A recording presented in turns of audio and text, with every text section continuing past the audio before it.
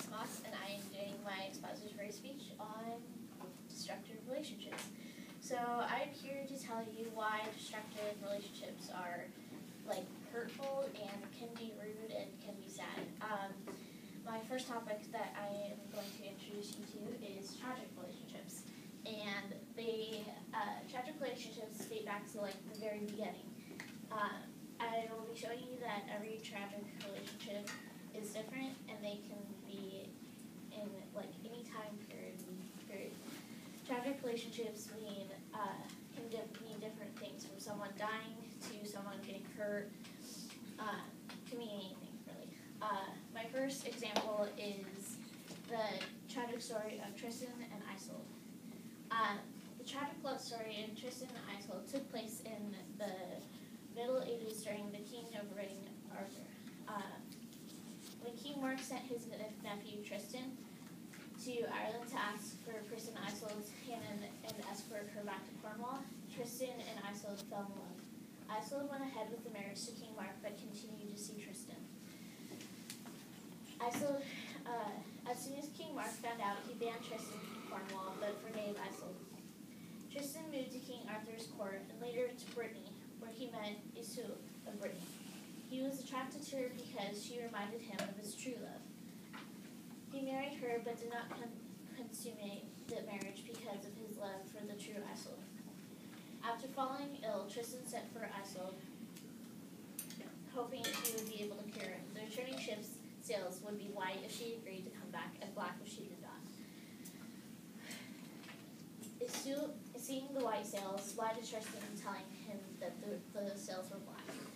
And Tristan died of grief before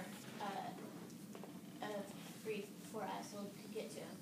Isolde died soon after of a broken heart. Isolde immediately regretted her actions when she saw the love to share. My next example is the movie Ghost from 1990 with Mandy Moore and Patrick Swayze. So the story plotline is Molly and Sam looks like the perfect couple with with a love that everyone would dream about. Making the word ditto into everyone's speech, using it when someone's lucky. An example is, I love you, and then ditto. But that is all too short-lived when Sam is murdered and taken away from Molly. He can't just leave her as a widowed wife. He has to make sure she's alright. So Sam comes back and kind of haunts Molly in a good way, I guess. Why is it tragic? Molly has the love of her life taken away from her all too soon. The most heartbreaking moment is the ending when Molly can see Sam for the last time and she has to say goodbye. My last example is the famous movie Titanic. It was made in 1997. It was called The Ship of Dreams, and Rose met this wonderful man named Jack Dawson, and they fell in love, and their plan was to, once the boat docked America, they would go on and live their life together. However, the ship was hit by an iceberg, and the lovers are rowed apart. When Jack rose down with the ship, Rose was rescued, but Jack had already gone. She never told anyone about Jack until telling her story of the Titanic. And he was always the love of her life. They eventually reunited when she died afterwards. Why is it tragic? Real life, which only lasted a few weeks while aboard the Ship of Dreams. They did not have a life together, and no one knew about her time of love. The most heartbreaking moment is it has to be when Rose realizes that Jack has died and tries to wake him up when the boats come to rescue him.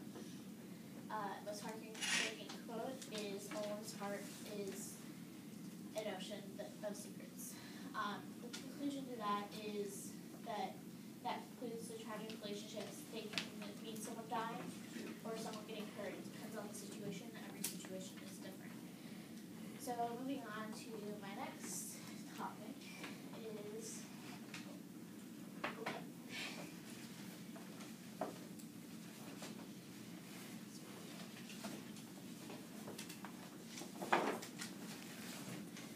these relationships. Sorry about that.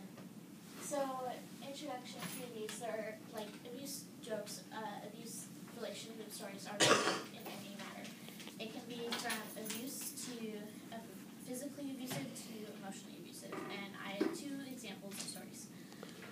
The first story is by Ashley. It says, I'll never be able to pinpoint the exact moment when my relationship with Chris started to become unhealthy.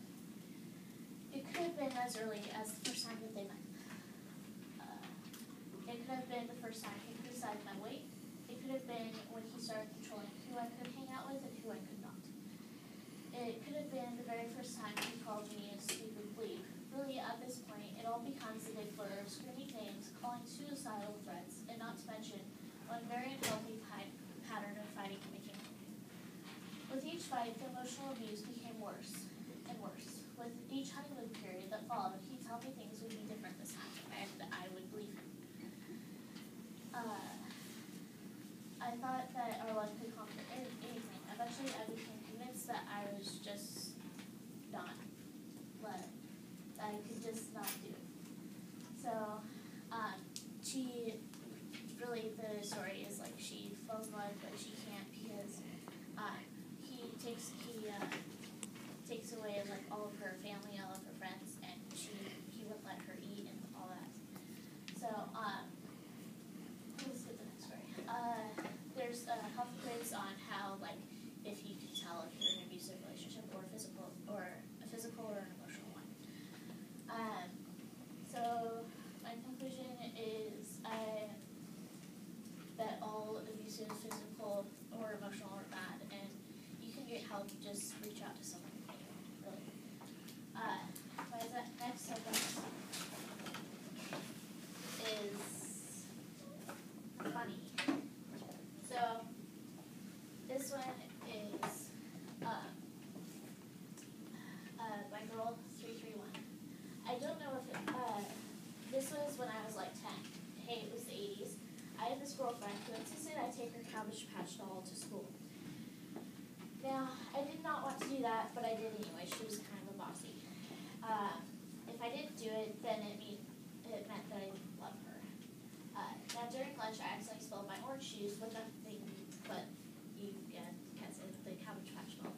So he wiped up the orange juice with the butt of the Cabbage Patch doll, and once the girl found out, she broke up with him because she thought that would be the way he would treat their future child, which was not acceptable. So that was when they were 10. Another one is, I don't know if this is really funny, but it was close to this category. I dated this one guy a little older than me, and things were going great. He was sweet and would always stand up for me.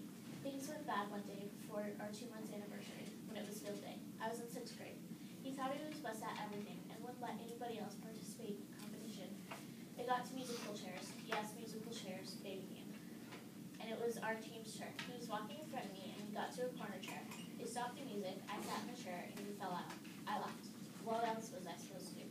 He then got mad at me the rest of the day, told me to send one of his friends to break up with me for later that same day at lunch for pushing him out of the chair in a kitty game. My cousin had died 2 days earlier, and he decided to send his friends to break up with me while I was crying because somebody mentioned her death to me with no sympathy. I had my first kiss with that loser, and she says, wow, I think I'm stupid on that situation. I also found some quotes that I thought were pretty funny. One was, when a man steals your wife, there's no better revenge than to let her keep her. That was by Sacha. And then there's another one. Some people ask the secret of our long marriage. We take time to go to a restaurant 2 times a week. A little candlelight dinner, soft music, and dancing. She goes on Tuesdays and I go on Fridays. And that was by Henry Youngman. My last quote is, you know what it means to come home at a night to a woman who will give you a little love, a little affection, a little tenderness. It means you're in the wrong house. So that was my quote. My conclusion is with the whole speech, no relationship, no breaking anyone's heart is funny, or, I mean, it can be funny, but there's always that receiving end, and